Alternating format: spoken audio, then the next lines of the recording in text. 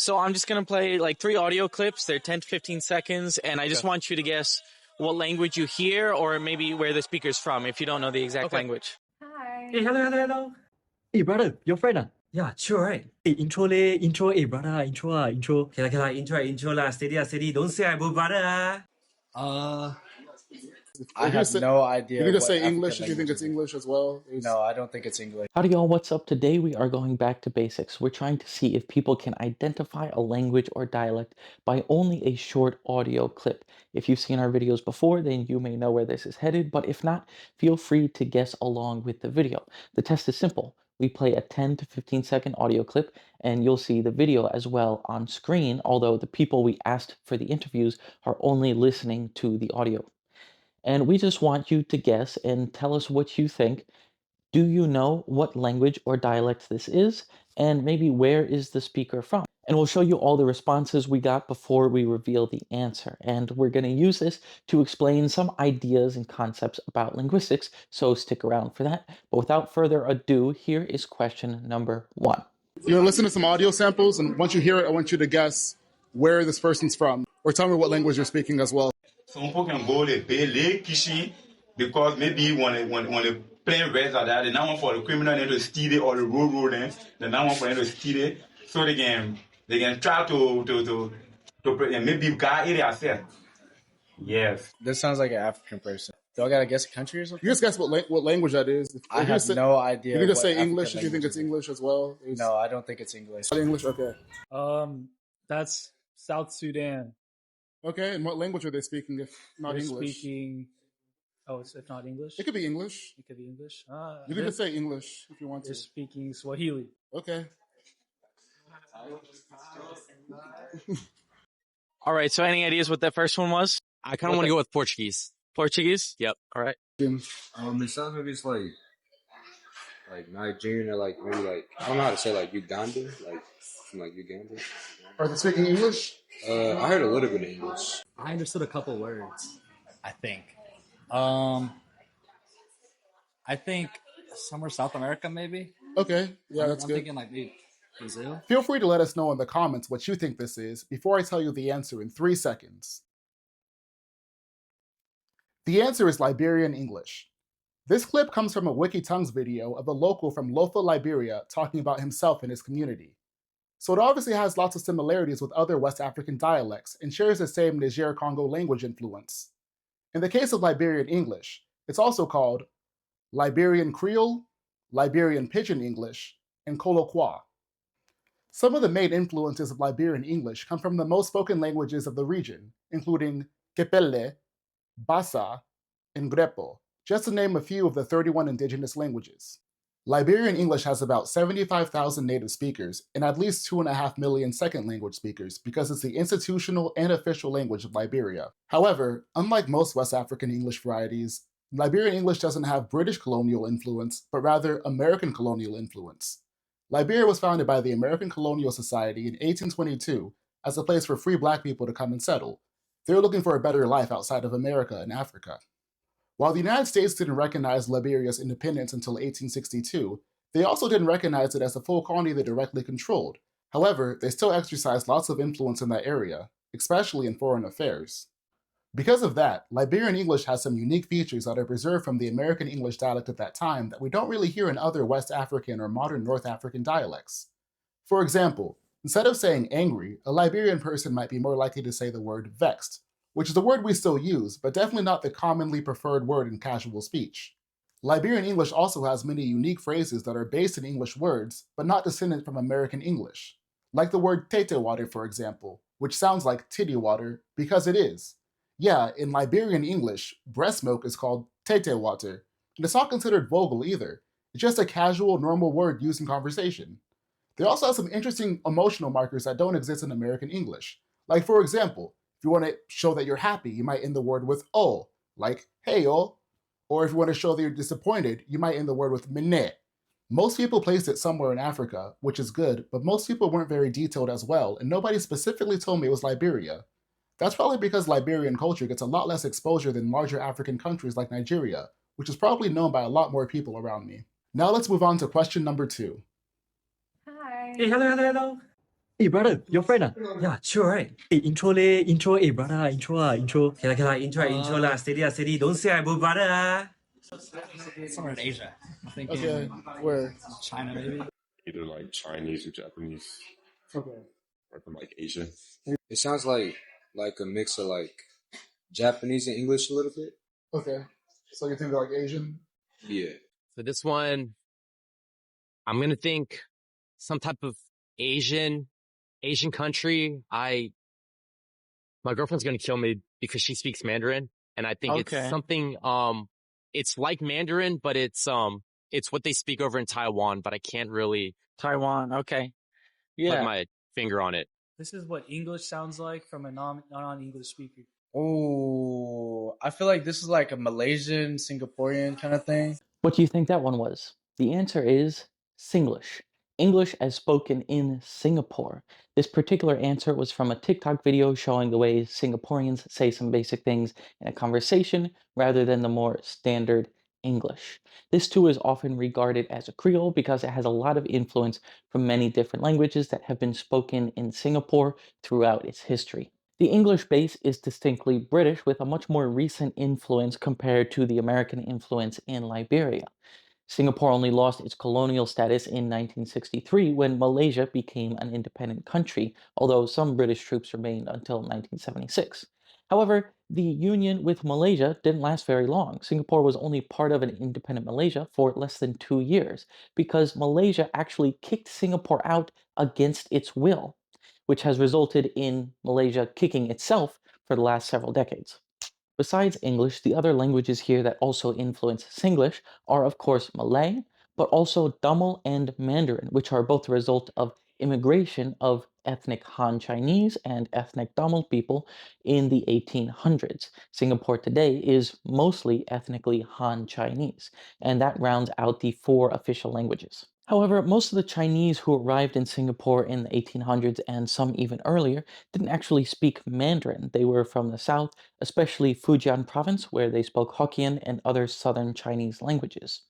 But because after independence, most Singaporeans were ethnically Chinese, Singapore has always maintained a strong relationship with the Beijing based Chinese government and is therefore pushed for Mandarin as a standard over the other Chinese languages.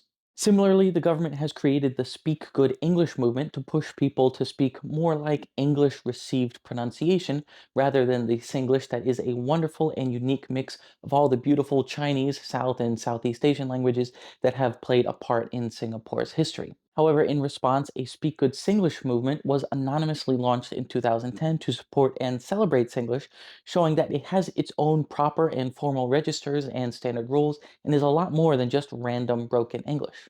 Thanks to support like this, even the Oxford English Dictionary has now included Singaporean terms in its pages, and it shows there is a clear and obvious usage and support for its unique words and phrases. But its unique features go beyond just words and phrases. It's also evident in the rhythm and intonation of the language. West African varieties and Singlish both have a lot of influence from tonal languages, which leads to that kind of sing-songy rhythm and cadence that a lot of people have noticed. In fact, some have even pointed out that accents like Nigerian English sound remarkably similar to Singlish. Do you guys know that Nigerians and Singaporeans have literally the same accents? Let me show you. My name is Xinghui and this is me before my shift. My name is Zhixue and this is me before my shift. Right, and then I don't know how, but it went like kind of viral. Like it's like 1.5 million views now. And then Did you just see that? Like, are we related? Although Singapore is very small, and here where we interviewed people all the way on the other side of the world, people are not very familiar with it. People could still identify it as having that East-Southeast Asian feel to it. I personally grew up in Singapore and I love talking about it. So if you guys want videos specifically about Singapore and Singlish, please let me know. I would love to do more content specifically about Singapore. But for now, let's go on to our final question. Tell them disciple themselves, wonder who this man here is. How come, who he is? Jesus asked them, say, how come Hannah ain't got all una, ain't got no faith in me? Are you speaking like Creole or like Jamaican?